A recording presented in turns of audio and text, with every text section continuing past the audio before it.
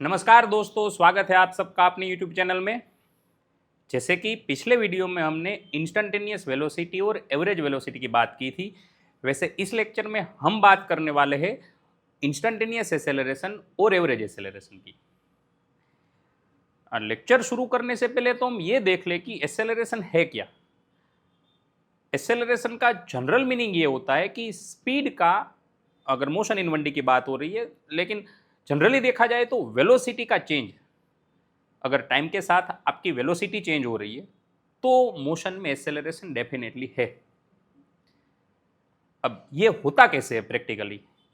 मान लो कि आप बाइक या कार लेके जा रहे हो और उसमें ऐसा हो रहा है कि आप अपना एक्सेलरेटर कंटिन्यूअसली बढ़ा रहे हो। अगर ये हो रहा है तो आपकी वेलोसिटी चेंज होगी, आपकी स्पीड बढ़ती जाएगी, वेलोसिटी चेंज होती जाएगी।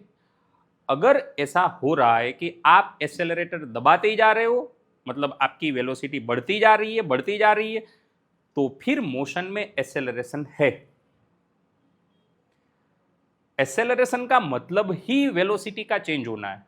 अगर एक्सेलरेशन कहीं पे है, इसका मतलब ये कि वेलोसिटी चेंज हो रही है, मोशन यूनिफॉर्म हो ही नहीं सकती। क्योंकि एक्सेलरेशन है, इसका मतलब ये कि वेलोसिटी चेंज तो हो ही रही है। अब वो एक्सेलरेशन वेरिएबल है, कांस्टेंट है, इंक्रीजिंग है, डिक्रीजिंग है, इसे कोई फर्क नहीं पड़ता। एक्सेलरेशन है मतलब वेलोसिटी चेंज हो रही है और मोशन नॉन यूनिफॉर्म है। अगर मोशन यूनिफॉर्म हुई तो वेलोसिटी कांस्टेंट हो जाएगी, तब वो केस में एक्सेलरेशन जीरो हो जाएगा। क्योंकि भाई वेलोसिटी ही कांस्टेंट है तो एक्सेलरेशन तो डेफिनेटली जीरो हो जाएगा। चलो, तो ये बात हम पहले क्लियर कर लेते हैं कि एक्सेलरेशन का मतलब वेलोसिटी का चेंज होना है।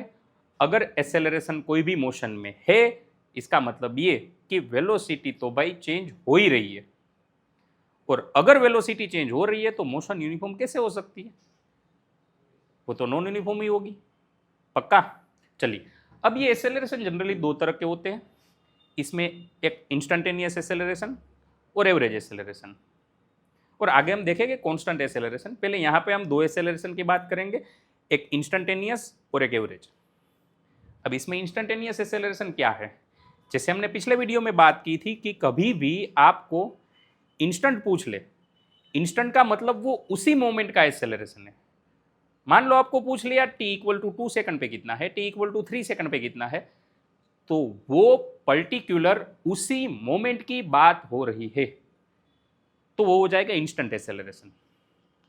अगर एंटायर जर्नी की बात करें या फिर कोई टाइम पीरियड की बात करें, मान लो आपको पूछ लिया कि t इक्वल टू 2 से t इक्वल टू 5 सेकंड तक, या तो 0 से 3 सेकंड तक, या 0 से 10 सेकंड तक, वोटेवर आपको जो भी दिया है, कहीं ना कहीं टाइम पीरियड दिया है। तो अगर टाइम पीरियड कहीं पे दिया है तो वो एवरेज एक्सेलरेशन हो जाएगा। इंस्टेंट का मतलब आपको पर्टिकुलर कोई मोमेंट पे पूछेंगे, कोई पर्टिकुलर टाइम पे पूछेंगे। तो ये बात भी याद रखनी है कि अगर कोई पर्टिकुलर टाइम पे पूछा है तो वो टाइम पे पूछा गया एक्सेलरेशन इंस्टेंट होगा, और टाइम पीरियड दिया है तो वो एक्सेलरेशन एवरेज एक्सेलरेशन हो जाएगा। अब निकालते कैसे है दोनों? देखो यहाँ पे, मान लो आपको पूछ लिया कि इंस्टेंट एक्सेलरेशन क्या है, और आपको निकालना है इंस्टेंट एक्सेलरेशन। तो इंस्टेंट आपको ऐसे ही निकालना है वेलोसिटी का डिफरेंशिएशन करके। हमने पीछे भी देखा था कि इंस्टंटेनियस वेलोसिटी कैसे निकालते हैं। अगर आपको पोजीशन का कोई इक्वेशन दिया है, आप उसका डिफरेंशिएशन कर लो, आपको इंस्टंटेनियस वेलोसिटी मिल जाएगी। इसका मतलब ये कि कभी भी आपको इंस्टेंट कोई क्वांटिटी चाहिए तो डेफिनेटली उसका डिफरेंशिएशन करना चाहिए। चलिए, तो वेलोसिटी का आप डिफरेंशिएशन करोगे, आपको एक्सेलरेशन मिल जाएगा। दूसरी बात, अगर आपको पोजीशन का इक्वेशन दिया है एक्स का, तो आप उसका पहली बार डिफरेंशिएशन कर लोगे dx/dt, तो वो वेलोसिटी मिल जाएगी। अगर आगे जाके आप दूसरी बार डिफरेंशिएशन कर लोगे dv/dt, तो वहां से एक्सेलरेशन मिल जाएगा और वो एक्सेलरेशन इंस्टंटेनियस होगा। मतलब कि x वाला अगर कभी भी आपको इक्वेशन दे दे तो आपको उसका 2 बार डिफरेंशिएशन करना पड़ेगा। पहली बार डिफरेंशिएशन करने से वेलोसिटी मिलेगी और उसी का दूसरी बार डिफरेंशिएशन करने से आपको एक्सेलरेशन मिल जाएगा। इसका मतलब ये कि मैं ऐसे भी लिख सकता हूं a equal to d square x by d t square. मतलब कि आपको x का इक्वेशन दिया है तो आपको 2 बार डिफरेंशिएशन करना पड़ेगा, और अगर एवरेज चाहिए तो आपको वही करना है, final velocity minus initial velocity divide by T final minus T initial. अगर आपने पिछला वीडियो नहीं देखा है तो वो भी देख लो, वहां पे भी एवरेज वेलोसिटी कैसे निकालते हैं हमने देखा था, उसकी पूरी मेथड देखी थी। यहाँ एवरेज एक्सेलरेशन कैसे निकालते हैं, वहां चेंज इन पोजीशन मतलब final position minus initial position divide by time. यहाँ पे final velocity minus initial velocity divide by time. चलिए वो तो आगे क्वेश्चन करेंगे, वहां से डेफिनेटली पता चल जाएगा। अपन जो ये चैप्टर के वीडियो लेके आ रहे हैं वो इंपॉर्टेंट कंसेप्ट के वीडियो है। जैसे ही अपने चैप्टर के ये इंपॉर्टेंट कंसेप्ट खत्म हो जाएंगे, उसके बाद हम एमसीक्यू शुरू करेंगे। वहाँ से टफ एमसीक्यू जो जेईई नीट दोनों के लिए काम आने वाले हैं, क्योंकि इस साल पेपर ऐसा आया है कि हमें थोड़े बड़े लेवल पे जाना पड़ेगा। तो एमसीक्यू वहाँ से अच्छे एमसीक्यू की प्रैक्टिस आपको करवा देंगे। आपको सिर्फ इतना करना है कि अपडेट रहना है, जब भी वीडियो आए आपको तुरंत ही वो देख लेना है, जितने क्वेश्चन करा रहे हैं वो सब सोल्व कर लेने हैं। ठीक है, चलो यहाँ देखो एक और बात। हमने ये तो सीख लिया कि भाई इंस्टेंटेनियस एक्सेलरेशन कैसे निकालते हैं डीवी बाई डी टी से। हमने ये सीख लिया कि एक्सेलरेशन एवरेज कैसे निकालते हैं, final velocity minus initial velocity divide by time.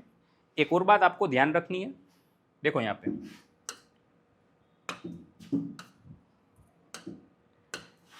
अगर मान लो आपको x का कोई इक्वेशन दिया है, ये हमने पीछे भी बात कर रखी है, आज वो पूरा कर लेते हैं। अगर मान लो x का कोई इक्वेशन दिया है, आप उसका डिफरेंशिएशन कर लोगे dx बाई dt। अगर इक्वेशन दिया है तो डिफरेंशिएशन कर लो, अगर ग्राफ दिया है तो स्लोप निकाल लो, तो आपको मिल जाएगी वेलोसिटी। वापस वेलोसिटी का अब और आगे बढ़ते हैं। अगर वेलोसिटी का मान लो आपने डिफरेंशिएशन कर दिया dv बाई dt, आपको मिल जाएगा एक्सेलरेशन। और अगर इक्वेशन दिया है तो आप डिफरेंशिएशन करोगे, अगर ग्राफ दिया है तो। अगर वहां पे ग्राफ दिया है, कहीं पे भी आपको क्वेश्चन में ग्राफ दिख जाए तो स्लोप निकाल लो, स्लोप निकालने से मिल जाएगा एक्सेलरेशन। तो x के इक्वेशन अगर आपको दिया है तो आप डिफरेंशिएशन कर लोगे, v मिल जाएगा। ग्राफ दिया है तो स्लोप निकाल लो। फिर से वापस x का अगर आपको इक्वेशन दिया है तो डिफरेंशिएशन कर लो, v मिल जाएगा। ग्राफ दिया है तो स्लोप निकाल लो। आगे बढ़े, अगर v का इक्वेशन दिया है डिफरेंशिएशन कर लो, एक्सेलरेशन मिल जाएगा। अगर ग्राफ दिया है स्लोप निकाल लो, एक्सेलरेशन मिल जाएगा। आगे बढ़ते हैं, अगर एक्सेलरेशन का इक्वेशन दिया है इंटीग्रेशन कर लो, चेंज इन वेलोसिटी मिल जाएगी। अगर ग्राफ दिया है, इंटीग्रेशन का मतलब एरिया होगा, ग्राफ दिया है तो एरिया निकाल लो, चेंज इन वेलोसिटी मिल जाएगी। v का इक्वेशन दिया है, इंटीग्रेट कर लो, चेंज इन पोजीशन मिल जाएगी। एरिया निकाल लो, डिस्प्लेसमेंट या डिस्टेंस मिल जाएगा। यहां तक हमने बात पिछले वीडियो में की थी, ये अब आगे बढ़ा रहे हैं। तो अगर x का इक्वेशन दिया है तो वहां से एक ही बात हो सकती है, डिफरेंशिएशन। ग्राफ दिया है तो वहां से एक ही आप स्लोप ही निकाल सकते हो। एक्सेलरेशन का इक्वेशन दिया है, आप इंटीग्रेशन के अलावा कुछ नहीं कर सकते। ग्राफ दिया है तो आप एरिया के अलावा कुछ निकाल ही नहीं सकते। लेकिन जब v की बात हुई तो v में दोनों ही चीजें पॉसिबल है, स्लोप भी निकाल सकते हो, एरिया भी निकाल सकते हो। तो सिर्फ वहां पे आपको ध्यान रख के चलना है। चलिए, एमसीक्यू करने के लिए इतना कंटेंट इनफ है। अब देखते हैं आगे क्वेश्चन कुछ कैसे करने हैं। जैसे ही सारे कंसेप्ट खत्म होंगे, मैंने बताया आपको, मैं एमसीक्यू पूरे लेके आऊँगा और बढ़िया बढ़िया मोशन इन 1D के। ठीक है, तो बने रहने मेरे साथ। चलिए आगे क्वेश्चन करते हैं। चलिए, एक बेसिक सा क्वेश्चन है जिसमें सारे कंसेप्ट इंक्लूड हो जाएंगे। देखो यहाँ पे, the position of particle moving on x axis given by x equal to at square plus bt plus c। The numerical value of a, b and c are 7, -2 and 5 respectively, and SI unit are used.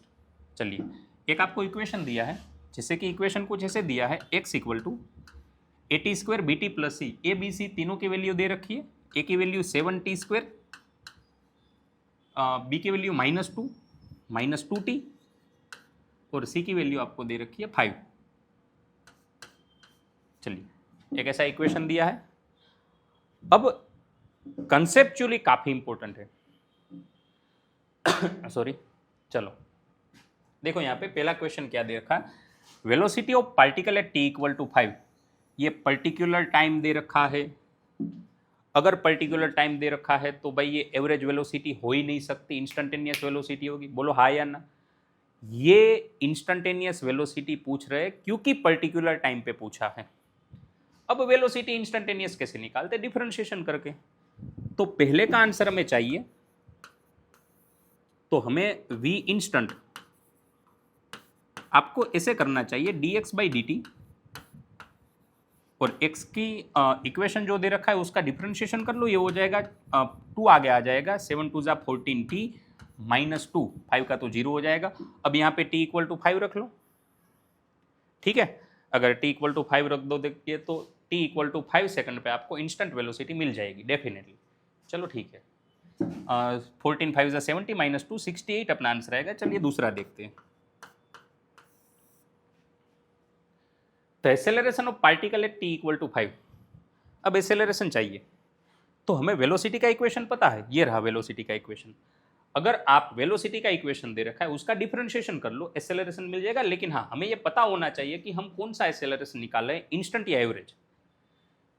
अब यहाँ पे t equal to 5 पे पूछा है तो ये तो particular time हो गया, और पर्टिकुलर टाइम पे एक्सेलरेशन जो निकालते हैं वो तो इंस्टेंटेनियस एक्सेलरेशन होगा। चलिए, तो इंस्टेंटेनियस एक्सेलरेशन ए इंस्टेंट ये हो जाएगा dv/dt। अगर आप इसका डिफरेंशिएशन कर लोगे तो 2 का 0 हो जाएगा, t का 1 हो जाएगा, बचेगा सिर्फ 14 मीटर पर सेकंड स्क्वायर। चलो, एक बात यहाँ पे ध्यान रखो कि अब ये हमारा आंसर आया 14। यहाँ तो ठीक है, टाइम था तो वेलोसिटी अपनी टाइम के साथ बढ़ रही थी, लेकिन यहाँ पे तो टाइम है ही नहीं। अब आपको यहाँ पे इनिशियल एक्सेलरेशन पूछ ले, t equal to 2, t equal to 5, t equal to 10, t equal to 20, चाहे कोई भी टाइम पे पूछ ले, अपना एक्सेलरेशन 14 ही रहेगा क्योंकि ये कांस्टेंट है। श्योर? क्या ये आपको समझ आ रहा है? ये कांस्टेंट है, ये टाइम पे डिपेंड है ही नहीं। तो कोई भी टाइम पे आपको पूछ ले, ये एक्सेलरेशन 14 ही रहेगा। चलिए थर्ड वाला, एवरेज वेलोसिटी। देखो यहाँ पे टाइम पीरियड दे रखा है 0 to 5। अब थर्ड वाला कैसे निकालेंगे, एवरेज वेलोसिटी पूछ रहे तो v एवरेज क्या हमें ये पता है, v एवरेज ऐसे निकलता है x final minus x initial divide by t final minus t initial. चलो, अब फाइनल पोजीशन कैसे निकालें, तो ये रहा x का इक्वेशन। आप फाइनल टाइम रख दो तो यहाँ पे फाइनल पोजीशन मिल जाएगी, आप इनिशियल टाइम रख दो तो यहाँ पे इनिशियल पोजीशन मिल जाएगी, नीचे final time minus initial time. मतलब कि हमें ये करना है 5 का स्क्वायर। यहाँ पे फाइनल टाइम रखो पहले तो फाइनल पोजीशन मिल जाएगी। फाइनल टाइम अपना 5 सेकंड दिया था तो यहाँ पे 5 रख दो, 5 का स्क्वायर 25, 25 7 = 175 माइनस यहाँ पे 5 रख दो, 5 2 = 10 प्लस 5। चलिए, फाइनल पोजीशन मिल गई। फाइनल टाइम रखने से फाइनल पोजीशन मिल जाएगी माइनस इनिशियल पोजीशन। इनिशियल पे t इक्वल टू 0 है, यहाँ पे 0 रखो, यहाँ पे 0 रखो, ये तो 0 हो जाएगा, बचेगा सिर्फ 5 डिवाइड बाई t फाइनल मतलब 5 माइनस 0।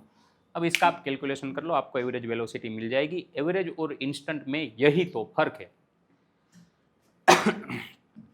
चलिए फोर्थ देखें, average acceleration during interval 0 to 5। वापस यहाँ पे टाइम इंटरवल दे रखा है तो 0 to 5 सेकंड के बीच हमें एवरेज एक्सेलरेशन चाहिए। अब average acceleration v final minus v initial, मतलब वेलोसिटी का जो इक्वेशन है उसमें t इक्वल टू फाइनल रख दो। फाइनल रखोगे तो ये आ जाएगा 5 a एवरेज मतलब v final minus v initial divide by t final minus t initial. चलो, तो आप यहाँ पे फाइनल टाइम रख दो, फाइनल टाइम अपना 5, 14 5 इज 70 -2, ये हो जाएगा 68। चलो अब माइनस इनिशियल टाइम रख दो, इनिशियल टाइम 0 था, यहाँ पे 0 रखो, 14 × 0 0, ये -2 बचेगा, माइनस माइनस यहाँ पे प्लस हो जाएगा, डिवाइड बाई 5 - 2। चलिए सॉरी 5 - 0, सॉरी इनिशियल टाइम 0 था, ये हो जाएगा 70/5, 14 मीटर/सेकंड स्क्वायर। यहाँ पे आप देख सकते हो कि इंस्टेंट एक्सेलरेशन V14 आया, एवरेज V14 आया, क्या हर बार ये सेम आना जरूरी है? बिल्कुल नहीं। तो फिर यहाँ पे क्यों सेम आया? सर यहाँ पे सेम आया, इसका रीजन था कि कांस्टेंट था, किसी भी टाइम पे ये 14 ही था। अगर कांस्टेंट है तो एवरेज निकालो या इंस्टेंटेनियस निकालो, दोनों एक ही बात हुई। कंसेप्चुअल क्वेश्चन है, इंस्टेंट एवरेज कैसे निकालना है देख लेना अच्छे से, आगे देखते हैं। Velocity of a moving particle varies with displacement x equal to √v+1। बढ़िया क्वेश्चन है, इससे भी बढ़िया कंसेप्ट है। अगर आपको एक्सेलरेशन चाहिए तो आप ये करोगे dv/dt, लेकिन dv/dt तभी करोगे जब वेलोसिटी टाइम के फॉर्म में हुई। तो यहां अगर आप ध्यान से देखो तो ये कैसा इक्वेशन बन रहा है, x इक्वल टू √v+1। पहले तो स्क्वायर इधर लाओ तो ये हो जाएगा x², 1 इधर ले आओ तो -1 इक्वल टू v। अब जो कि वेलोसिटी टाइम के फॉर्म में है ही नहीं, velocity is the not function of time, it is the function of x। तो वेलोसिटी अगर x के फंक्शन में है तो आप टाइम के रिस्पेक्ट में डिफरेंशिएशन कर ही नहीं पाओगे। श्योर? तो dv/dt तभी करना है जब वेलोसिटी टाइम के फंक्शन में हो, लेकिन अगर वेलोसिटी टाइम के फंक्शन में नहीं है तो dv/dt नहीं करना है। तो क्या करना है, कैसे आगे बढ़ना है, और ये काफी इंपॉर्टेंट, आने वाली एग्जाम में शायद ये पूछ सकते हैं। चलो तो यहां पे क्या कर सकते हो आप, ये रहा dv, ये रहा dt, इसमें तो अभी तक हमने कोई चेंज किया ही नहीं है, dv ऐसे रखा है, dt ऐसे रखा है। आप एक काम करो, dx से मल्टीप्लाई कर लो, dx से डिवाइड कर लो। अब dx अभी तो हमने कोई चेंज नहीं किया है, अब dx से मल्टीप्लाई डिवाइड कर लो। अब ये क्या हो गया, ये हो गया v, dx/dt माने v, और ये dv/dx। आप ये मान के चलो कि अगर वेलोसिटी x के फंक्शन में हुई तो एक्सेलरेशन कुछ ऐसे निकालते हैं, v dv/dx करके। अब ये v dv/dx है क्या, तो एक बार वेलोसिटी ऐसे ही रखो, एक बार उसका डिफरेंशिएशन करो, फिर करो आगे जो करना है वो। तो वेलोसिटी अगर x के फंक्शन में हुई तो एक्सेलरेशन v dv/dx करके निकालोगे, ये बात भी आप याद रखोगे। चलो तो यहां पे एक बार वेलोसिटी ऐसे ही रखो, x² - 1, एक बार उसका डिफरेंशिएशन कर लो, इसका डिफरेंशिएशन हो जाएगा 2x, 1 का तो 0 हो जाएगा। ये आ गया अपना एक्सेलरेशन। जी हाँ, बिल्कुल यही करना है, और मान के चलो, मेरा विश्वास करो, ये इंपॉर्टेंट कंसेप्ट है। चलो तो x की वैल्यू क्या दे रखी है, x इक्वल टू 5 पे आपको एक्सेलरेशन चाहिए, 5 का स्क्वायर 25, 25 - 1 24। चलो, और यहाँ पे 5 2 = 10, अपना आंसर आ जाएगा 240 मीटर/सेकंड स्क्वायर। चलिए तो ऐसे करना है, और ये इंपॉर्टेंट कंसेप्ट है, शायद आने वाली एग्जाम में हो सकता है। अगर टफ पेपर निकालना है तो यहां से ही डेफिनेटली करेंगे। चलो आगे देखते हैं। Next, a particle moves along straight line such that displacement at any time t is given by s equal to t³ - 60² + 3t + 4। What is the velocity of particle when acceleration is 0। चलिए तो acceleration निकालो, 2 बार differentiation करके, फिर वो 0 करके देखो कि कौन से टाइम पे एक्सेलरेशन 0 हो रहा है। अब आपके दिमाग में हो सकता है ये सवाल आ सकता है कि सर एक्सेलरेशन 0 है तो वेलोसिटी क्यों होगी। अरे भाई, लेक्चर शुरू होने के टाइम पे ही हमने बताया कि अगर एक्सेलरेशन 0 है, इसका मतलब ये कि वेलोसिटी कांस्टेंट है, 0 नहीं। ठीक है, चलो तो s equal to t³ - 6t² plus 3t plus 4, कर लो इसका डिफ्रेंशिएशन, 3t स्क्वेयर माइनस 3 आगे आ जाएगा टी स्क्वेयर, 6 2 ज़ा 12t प्लस 3, कर लो एक्सेलरेशन, 6t माइनस 12। चलिए, पहली बार डिफरेंशिएशन किया वेलोसिटी मिल गई, दूसरी बार डिफरेंशिएशन किया एक्सेलरेशन मिल गया। अब एक काम करो, हो सकता है वेलोसिटी जीरो हो उस मोमेंट पे एक्सेलरेशन पूछे, हो सकता है एक्सेलरेशन जीरो हो उस मोमेंट पे वेलोसिटी पूछे, दोनों में से कुछ भी हो सकता है। फिलहाल तो पूछ लिया है कि एक्सेलरेशन जीरो हुआ वो टाइम पे वेलोसिटी क्या थी, तो कर दो ये जीरो, 6t माइनस 12 इधर ले लो, 12/6 इक्वल टू टी मिल जाएगा 2 सेकंड। अब दूसरी सेकंड पे वेलोसिटी क्या थी, तो यहाँ पे t इक्वल टू 2 रख के देख लो, जो वेलोसिटी होगी वो अपना आंसर आ जाएगा। चलो, तो ऐसे सवाल भी आ सकते हैं, कोई टफ नहीं है। Next, the relation between acceleration and time for an object is given below, calculate the velocity with which the object is moving at t equal to 1। Acceleration का इक्वेशन आपको दिया है, देखो एक्सेलरेशन का इक्वेशन कुछ ऐसे दिया है, a equal to 3t minus 4t square. अब वेलोसिटी पूछा है, तो हमारी शुरू में ही बात हुई कि अगर एक्सेलरेशन का अगर आपको इक्वेशन दिया है तो इंटीग्रेशन कर लो, ग्राफ दिया है तो एरिया निकाल लो, कोई बड़ी बात नहीं है। तो एक्सेलरेशन का इक्वेशन दिया है, आप वेलोसिटी निकाल लो इंटीग्रेशन करके, लेकिन वेलोसिटी नहीं, चेंज इन वेलोसिटी मिलेगी dv equal to integration of a with respect to dt। लेकिन यहाँ पे t इक्वल टू 0 टाइम पे वेलोसिटी 0 दी है, मतलब इनिशियल वेलोसिटी इसकी 0 है, लेकिन हो सकता है इनिशियल वेलोसिटी 0 ना भी हो। तो मेरी बात ये ध्यान रखो, सिर्फ यहाँ पे एक्सेलरेशन का इंटीग्रेशन करके वेलोसिटी नहीं मिलेगी, चेंज इन वेलोसिटी मिलेगी, v final minus v initial. Acceleration का इंटीग्रेशन कर लो, यहाँ पे 3 t का integration t square by 2 minus 4 t square का integration t cube by 3, limit रख लो 0 to 1 सेकंड तक दिया था। अब 0 रखने से तो सब कुछ 0 हो जाएगा, क्योंकि यहाँ पे 0 रखो, यहाँ पे 0 रखो, 1 रख लो, इनिशियल स्पीड 0 थी, तो v final equal to 3/2 minus 4/3, ये मिल जाएगी वेलोसिटी, जो भी आंसर आ रहा है। चलिए, कंसेप्चुअल जितने देखे उसके क्वेश्चन हमने किए। आगे जाके जैसे ही 2-3 लेक्चर बाद अपने सारे इंपॉर्टेंट मोशन इन 1D के क्वेश्चन कंसेप्ट जब खत्म हो गए, इसके बाद हम क्वेश्चन भी डेफिनेटली करेंगे। क्वेश्चन में मेरे साथ आप सबको जुड़ना है, ठीक है। चलिए, मिलते हैं दोस्तों अगले लेक्चर में। अगले लेक्चर में कांस्टेंट एक्सेलरेशन वाला टॉपिक आएगा, उसके क्वेश्चन करेंगे, कंसेप्ट सीखेंगे। इसके बाद एक्सेलरेशन ड्यू टू ग्रेविटी आएगा, कंसेप्ट सीखेंगे, कुछ बढ़िया बढ़िया ट्रिक देख लेंगे, फिर आगे बढ़ेंगे, ठीक है। थैंक यू दोस्तों।